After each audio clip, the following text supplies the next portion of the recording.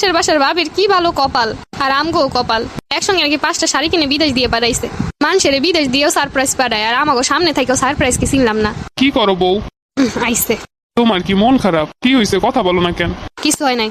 ও ঠিক আছে, আমি একটু বাইরে গেলাম। কিছু হয় নাই বললি কি কিছু হয় নাই?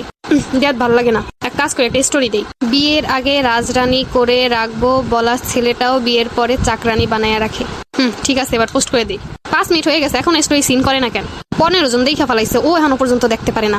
দেখ ভালো লাগে না, 1 ঘন্টা হয়ে গেছে এখনো দেখে না। কি হয়েছে বউ? বই আসো, খাবার দাবার খাবা না? কিছু হয় নাই। তাহলে কি আমি খাই নিমু? নেও গিয়া। আচ্ছা ঠিক আছে। মাথা মুঠা কোথাকার। ও তোমার পছন্দের আইসক্রিম নিয়ে আইসি। আমি খাবো না, আমার খাইতে ইচ্ছে করতেছে না। তাহলে কি আমি খাইয়া ফেলাবো আর ফ্রিজে রাখবো? সব খাই ফেলাম, আমি খাবো না। তুমি তো আইসক্রিম পছন্দ করো। এখন থেকে করি না। আচ্ছা প্রচুর গরম পড়ছে, তাহলে আমি খাইয়া ফেলাই। খাও গিয়া।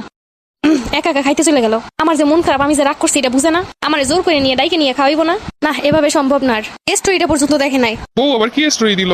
বিয়ের আগে রাজরানী বানায় রাখবো বলা ছেলেটাও চাকরানি বানায় রাখে।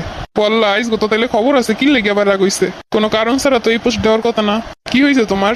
কিচ্ছু হয় নাই। এমনি বলতেছো কেন? কি হয়েছে বলবা তো। কিচ্ছু হয় নাই। দেখলাম স্টোরি দিছো। আমার ফোন, আমার আইডিয়া, আমি স্টোরি দিছি, কোনো সমস্যা আছে?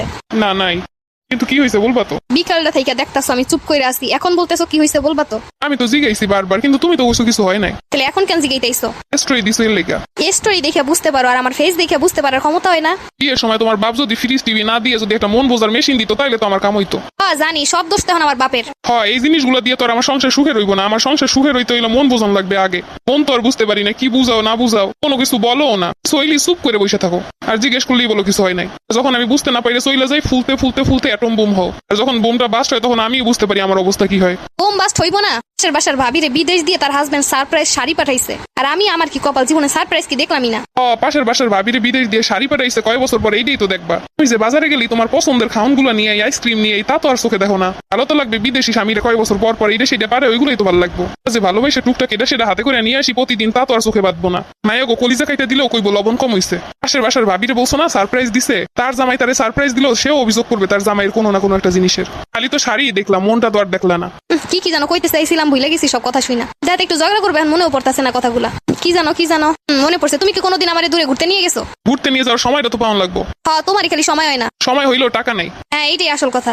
আমার বেলায় যত টাকা নাই। নিচতলার ভাবিরে ঘুরতে নিয়ে গেছিল কক্সবাজার। ইস্তালার ভাবি যে সরকারি চাকরি করে, সেইটা জানো না? আমি স্ত্রী দুজনেই চাকরি করে কক্সবাজার, কেন তারা বিলেতেও ঘুরতে যাইতে পারে।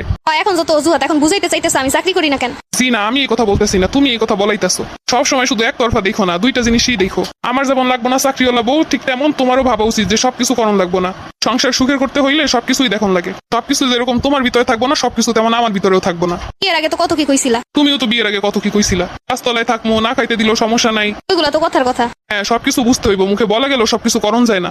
আসলে বাস্তবতা একটু অন্যরকম। ঠিকই তো, আমি তো একতরফাই চিন্তা করতেছিলাম। তো কখনো খোটা দেয় না যে অমুক চাকরি করে, অমুকের বউ চাকরি করে। হুদাই সবসময় রাগ করে বসে থাকে। খালি খালি 2 বেলার খাওয়ান না খাই পেটের ভিতরে ব্যথা করতেছে।